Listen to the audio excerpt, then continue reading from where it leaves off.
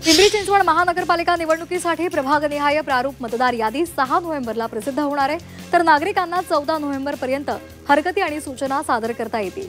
चौकशीसाठी 4 अधिकाऱ्यांची नियुक्ती सुद्धा करण्यात आली आहे। एमपीएलच्या ताफ्यामध्ये पुढील वर्षापर्यंत 2200 नव्या बसगाड्या दाखल होणार आहेत। पार्किंगसाठी 125 एकर जागेची मागणी केली जाते।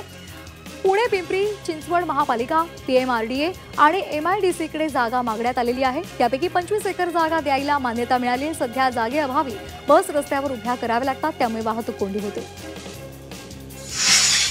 पुण्यामध्ये स्वयंचलित मेट्रोची योजना सुरू होणार आहे। खडकवासला ते खराडी दरम्यान ही मेट्रो धावणार आहे। यासाठी केंद्र शासनाकडे प्रस्ताव पाठवण्यात आला असून अंतिम मान्यतेनंतर ही मेट्रो सुरू होणार असल्याचं सांगितलं जात आहे। तंत्रज्ञानाच्या आधारे लोको पायलट शिवाय ही ट्रेन चालते।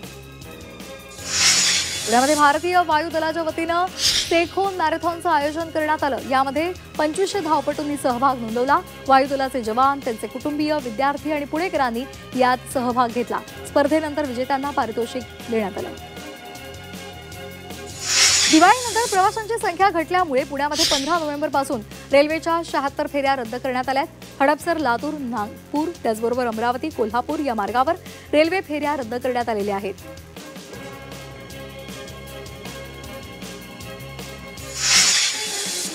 तब्बल 3 वर्षांपेक्षा अधिक काळ अडकलेल्या नाशिक जिल्ह्यातील 11 नगर परिषदांच्या निवडणुकांसाठी शुक्रवारी मतदान केंद्र जाहीर होणार असून यासाठी तयार करण्यात आलेले आहेत।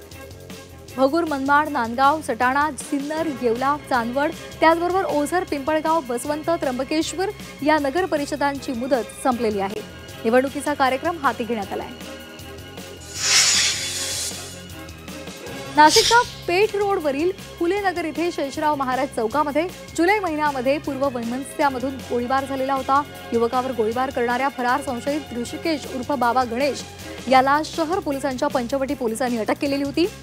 संशयित परिचय हा 3 महिन्यांपासून गुंगारा देत होता। आडगाव नाका परिसरात सापळा रचत त्याला अटक झाली आहे। कार्तिक पौर्णिमेनिमित्तानं नाशिक जिल्ह्यातील त्र्यंबकेश्वरमध्ये 2 दिवस विविध धार्मिक कार्यक्रमांचं आयोजन करण्यात आलंय। आज पहाटे महापूजा संपन्न झाल्यानंतर पालखी मिरवणूक आणि हरिहर भेट धार्मिक कार्यक्रम होणार आहे। उद्या दुपारी त्र्यंबकेश्वर रथोत्सवाचं आयोजन करण्यात आलं।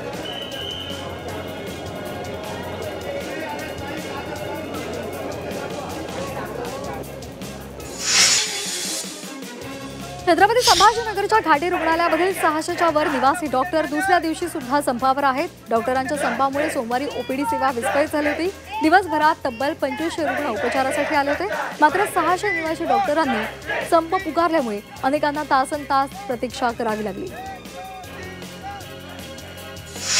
छत्रपती संभाजीनगरमधील रस्त्यांची कामं रखडलेली आहेत। महापालिका प्रशासन सध्या निवडणुकीच्या कामामध्ये व्यग्र आहे आणि त्यामुळे रस्त्यांच्या रुंदीकरणाची कामं रखडली आहेत। छत्रपती संभाजीनगरमध्ये आज आणि उद्या ढगाळ वातावरण राहील असा अंदाज हवामान विभागाने वर्तवलाय। तसंच शहरामध्ये हलका पाऊस पडेल अशीही शक्यता आहे। सध्या शहरामध्ये कमाल तापमान 30 अंश सेल्सिअस आणि किमान तापमान 21 अंश सेल्सिअस इतकं नोंदवलं गेलंय।